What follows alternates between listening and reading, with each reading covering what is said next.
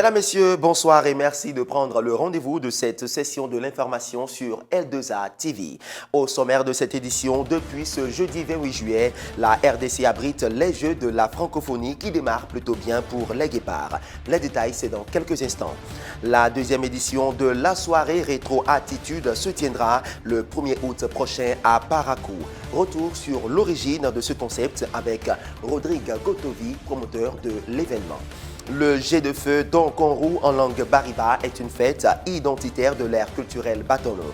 Une équipe de la rédaction nous en fera revivre les moments forts. De nouveau, bonsoir. Le Donkonru jet de feu est une fête marquant le début de la nouvelle année en milieu bariba. Les rites de cette célébration ont un sens particulier pour les Batambous. À l'occasion des manifestations entrant dans le cadre des festivités de l'année 2023, une équipe de la rédaction nous replonge dans la ferveur du Donkonru. Suivez plutôt. Une soirée de pleine lune qui marque le début d'une nouvelle année en pays batonou, le Donkonru, rituel du jet de feu en langue bariba.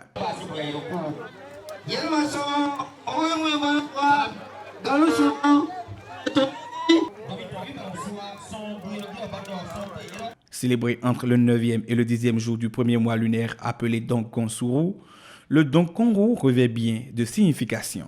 C'est le nouvel an lunaire, le nouvel an batonou. Donc c'est comme le 1er janvier. C'est le premier mois de l'année lunaire. Et cette fête est célébrée le 9e et le 10e jour de ce mois. Dans le concept don, vous avez feu. Konru, jeter, jet de feu. Voilà, étymologiquement parlant. Donc, on se sert du feu pour balayer tout ce qui a été mauvais au cours de l'année qui est en train de passer. Et en balayant tout ce qui a été mauvais, bien entendu, il faut être quoi? Pour que l'année nouvelle à laquelle on rentre là soit meilleure à celle qui vient de passer. Voilà pourquoi il y a des rituels très précis par rapport à ça. Et c'est l'ensemble de ce rituel-là, la purification de la nouvelle année qui va venir par rapport au balayage de tout ce qui a été mauvais au cours de l'année passée. C'est cela, le Donkonru.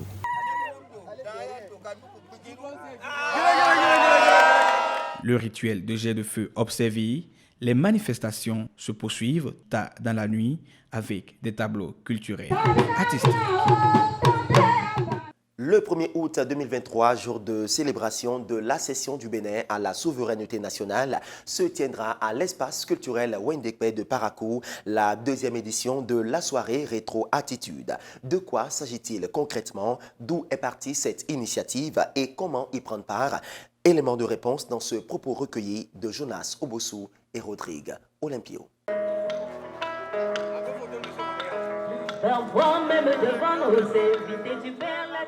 Le concept rétro-attitude, pour nous, c'est un tremplin. C'est un creuset de célébration, de promotion et de valorisation des valeurs du passé, des mérites du passé. Rétro-attitude 2023 annonce véritablement beaucoup d'innovations. Il y a d'abord une première partie, le cabaret qui va s'ouvrir à 16h et permettre aux amoureux de la bière béninoise, du vin béninois, de consommer des produits made in Bénin, notamment le tchoukoutou, accompagné du djongoli. Djongoli, pour ceux qui le savent, c'est un mets qui a connu réellement notre enfance. La deuxième partie, ce serait le rétro fashion, à partir de 19h. Les mannequins vont présenter des collections. Du rétro, les tenues que nos parents portaient, le bas def, le chacal, ainsi de suite. À partir de 20h, il y aura le concert rétro où nous aurons avec nous le mythique doyen de l'orchestre, le tout-puissant polyrythmo du Bénin. Il s'agit du doyen Vincent Aré-Renou et pour qui connaît Vincent Aré-Renou, sait de quoi il s'agit. Les conditions pour avoir accès à Rétro Attitude 2023, il faut d'abord se mettre dans un feeling rétro. Il faut donc s'habiller et venir peut-être avec un moyen de déplacement de l'ancien temps, ça va être très bien. À défaut de ça, il faut être dans un feeling rétro, comme je montre un peu l'exemple là. Ensuite, il faut payer juste son pass qui coûte 2000 francs CFA. Et là, vous aurez droit à tous les bonheurs sur Rétro Attitude 2023. Rendez-vous donc ce 1er août 2023 à partir de 16h à l'espace culturel Wendekbe de Parakou. L'événement des vacances dénommé Révélation Parakou Vacances suit son cours. Pour le compte du 3e prime, les candidats se sont donnés à fond afin d'être retenus pour la grande finale. Comment cette demi-finale s'est-elle déroulée? Réponse avec Nakim Nouati et Adamon Tini. Après le premier et le deuxième prime, les compétitions entrant dans le cadre du programme Révélation Parakou Vacances se poursuivent. Les candidats se donnent à fond, chacun selon la catégorie choisie, à savoir la chorégraphie,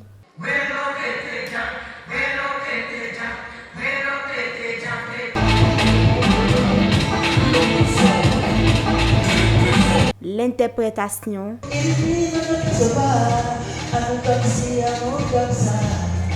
le concours Miss.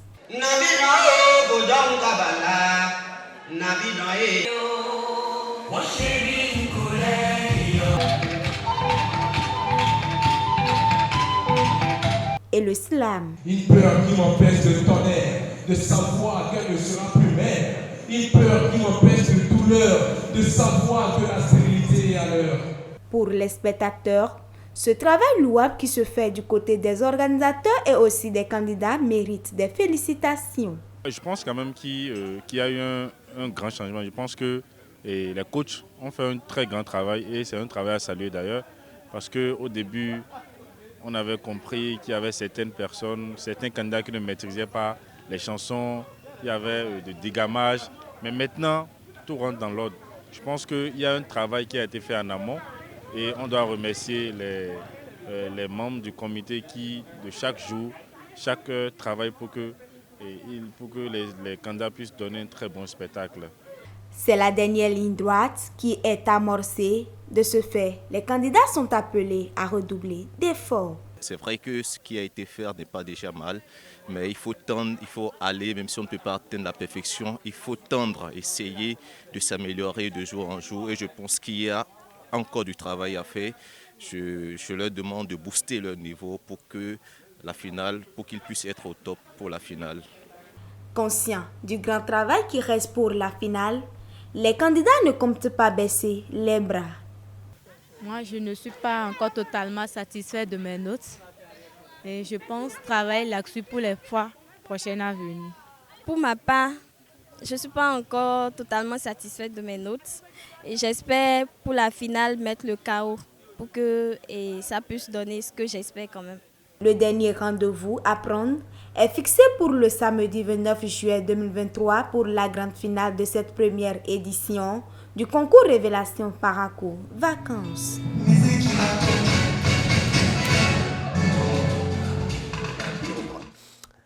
On parle sport à présent. Les Jeux de la francophonie ont débuté depuis ce jeudi 28 juillet 2023 à Kinshasa, en République démocratique du Congo.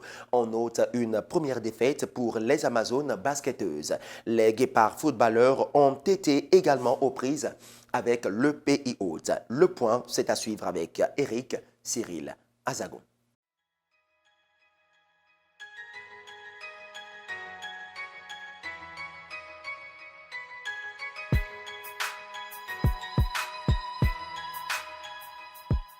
Le Bénin est présent au 9e jeu de la francophonie Kinshasa 2023. 23 athlètes ont pris part à ces jeux avec pour seule ambition ramener autant de médailles que possible. Hier, les Amazones basketteuses se sont inclinées d'entrée face aux Lions du Sénégal 92-29. La prochaine sortie des Amazones est prévue pour ce vendredi 28 juillet face au Congo-Brazzaville. Côté football, les Guépards juniors ont fait leur entrée en lice ce jeudi 28 juillet 2023 face au pays hôte, la RDC, avec à l'arrivée un succès de but à 0 en faveur des jaunes. David Chechao et Bienvenu Villino sont les buteurs de la rencontre. Logés dans le groupe C, pour leur deuxième sortie, le Bénin va en découdre face aux Aigles du Mali.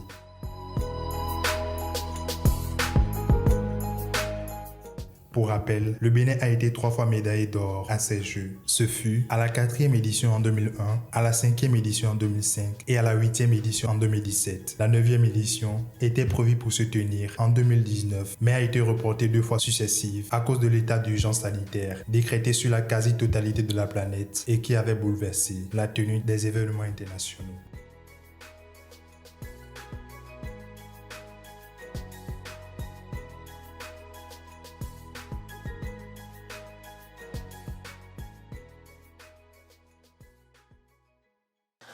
Le résumé de l'actualité internationale de la semaine, c'est avec Nakim Nouati.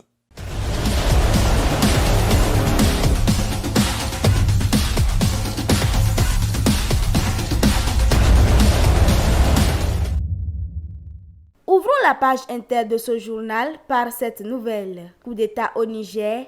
Jeudi, l'armée a apporté son soutien aux militaires putschistes qui ont annoncé mercredi soir à la télévision nationale nigérienne avoir renversé le président Mohamed Bazoum, démocratiquement élu au pouvoir depuis 2021. Ils ont également annoncé la fermeture des frontières et la suspension de toutes les institutions. En effet, après le Mali et le Burkina Faso, le Niger devient le troisième pays du Sahel, miné par les attaques du groupe lié à l'État islamique et à Al-Qaïda, à connaître un coup d'État depuis 2020. La communauté économique des États de l'Afrique de l'Ouest CEDEAO a condamné dans les termes les plus vigoureux la tentative de coup d'État au Niger et a appelé à la libération immédiate du président élu, a indiqué l'organisation dans un communiqué. La CEDEAO a dépêché une délégation présidée par le président béninois Patrice Talon pour une mission de médiation. Autre nouvelle, 24 personnes dont 4 enfants sont mortes dans l'accident d'un autocar mercredi matin dans le nord du Sénégal selon une annonce du ministre de l'Intérieur dans un nouveau bilan. L'accident est dû à un dérapage suivi d'un renversement du véhicule, a déclaré à la presse un membre de l'équipe de secours des sapeurs-pompiers. Les blessés ont été évacués vers les hôpitaux de Louga et Saint-Louis.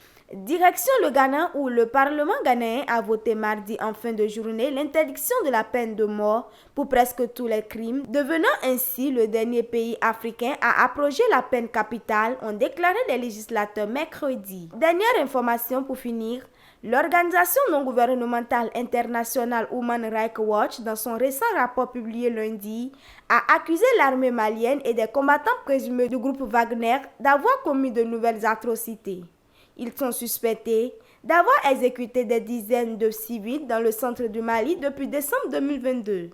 L'ONG a également dénoncé des cas de torture de détenus, de destruction et de pillage de biens appartenant à des civils et fait pression sur l'Union africaine et la communauté des États d'Afrique de l'Ouest pour mettre fin aux abus et demander des comptes aux autorités maliennes. Fin de cette édition de journal. Merci de nous avoir suivis. Restez toujours connectés sur L2A TV via nos différents canaux digitaux. Excellent week-end à vous et surtout pas d'abus d'alcool et prudence sur la route. D'ici là, portez-vous bien.